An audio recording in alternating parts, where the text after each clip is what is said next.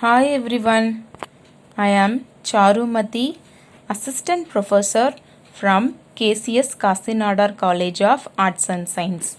Today I am come up with a topic called Barriers to Communication. First I am going to explain about the barriers meaning. For any kind of communication it is to be successful, then it is very much essential that the receiver attributes the same meaning to the message as intended by the sender of the message. That is, the sender, what he trying to convey to the receiver must be clearly received by the receiver's mind. Then only the communication process will consider as a successful one. But all of acts of communication are not perfect or successful. At times, some meaning is lost as the message encounters various barriers along its passage between the sender and the receiver. Such barriers may arise at any of the stages through which a message passes during the process of communication. This is also called miscommunication. Now we are clear with the meaning, and now we are going to see about the types of barriers. So these are the types we are going to see about in these slides.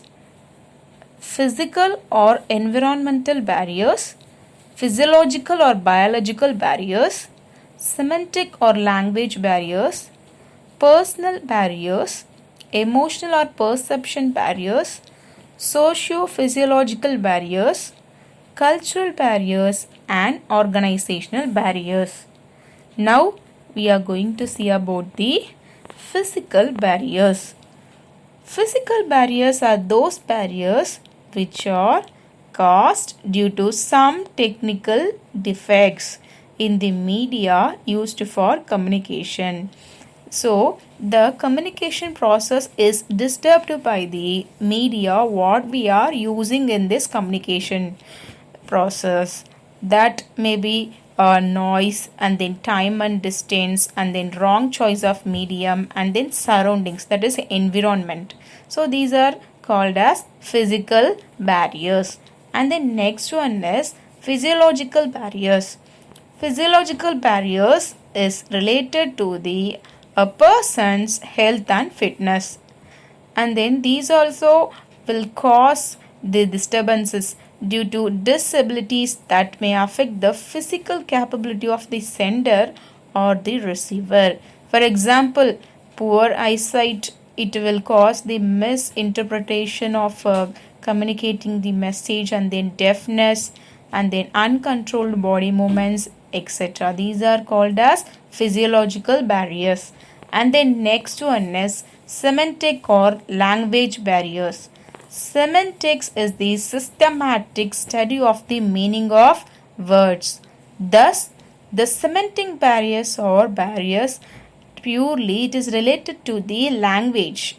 Such barriers are problems that is arise during the process of encoding and decoding the message into words or ideas respectively. That is, the person who sends the message that should be encoding, and then the receiver of the message will decode the message and understand what the sender is actually try to convey to the receiver. And then the most common semantic barriers are listed as under: misinterpretation of words, use of technical language, ambiguity. So these are known as semantic or language barriers. And the next one is personal barriers. In personal barriers, in communication is interpersonal in nature. Thus, there are certain barriers that are directly linked to the persons involved in the communication process. That is, the sender and the receiver, which influence the accurate transfer of the message. And then these are called personal barriers.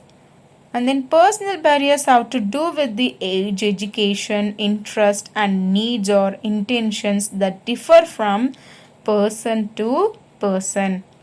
And then next barrier is emotional or perception barriers. Emotional or perception barriers are closely related with personal barriers. Personal barriers arise from motives and attitudes, whereas emotional or perception barriers have an added dimension that includes like sentiments and then emotions as well.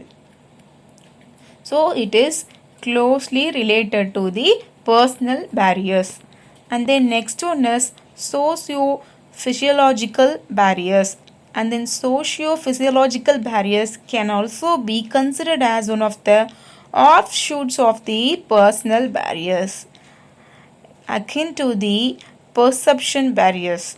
And then we need to study it as a subcategory of personal barriers. Again, it is closely related to personal barriers because a person's attitude is shaped not only by his instincts and emotions but also by his approach towards and his interactions with the people around him, and hence the need for this fine distinction between the personal, the perception, and the socio-physiological barriers. So this is called as socio-physiological barriers. And the next type is cultural barriers. Cultural differences give rise to a great deal of complexity in the encoding and decoding of messages, not only because of the difference in languages but also because of plenty of culture specific assumptions at work in the mind of the sender as well as the receiver. People belonging to different cultures may attach different meaning to words and then symbols. So they can easily attach their own perception of words to their meaning, and then they can attach the words and then symbols, gestures, and behavior, or they may perceive each other's social values, body language, attitude to space, distancing, and time, social behavior, and manners, etc. So these are known as cultural barriers. And then last one is organizational barriers. Organizational structure greatly influences the flow of information within an organization. Some major organizational barriers are goal conflicts, and then organizational policies, and then organizational hierarchy. So these are the organizational level barriers. So now we are